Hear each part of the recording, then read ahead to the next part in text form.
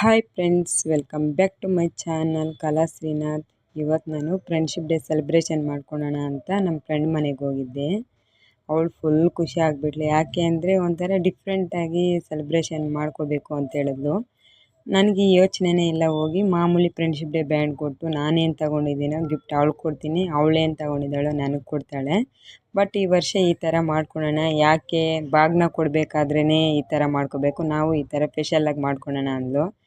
ಅವಳು ಅಂದ್ರೇ ನನಗೆ ತುಂಬ ಇಷ್ಟ. ಮತ್ತು ಅವಳು ಹೇಳಿದ್ದು ನಾನು ಮಾಡೋದಿಲ್ವಾ, ಅದಕ್ಕೆ ಅವಳು ಯಾವ ಥರ ಹೇಳಿದ್ಲು ಆ ಥರ ಎಲ್ಲ ಸೆಲೆಬ್ರೇಷನ್ ಮಾಡಿಕೊಂಡು ನಾನು ತಗೊಂಡೋಗಿರೋ ಗಿಫ್ಟು ಅವಳಿಗೆ ಕೊಟ್ಬಿಟ್ಟು, ಅವಳು ನನಗೋಸ್ಕರ ರಿಂಗೂ ಮತ್ತು ಬಟ್ಟೆ ತಗೊಬಂದಿದ್ಲು. ನನಗೆ ಬರ್ತ್ಡೇ ಆದಮೇಲೆ ನಾನು ಒಂದು ಸಲ ಹೋಗಿ ಗಿಫ್ಟ್ ಕೊಟ್ಬಿಟ್ಟು ಬರ್ತೀನಿ. ಬಟ್ ನನ್ನ ಬರ್ತ್ಡೇಗೆ ಅವಳು ಬರೋಕ್ಕಾಗಲ್ಲ ಅಂತ ಫ್ರೆಂಡ್ಶಿಪ್ ಡೇದು ಮತ್ತು ನನ್ನ ಬರ್ತ್ಡೇದು ಒಂದೇ ಸಲ ಅವಳು ಕೊಡ್ತಾಳೆ.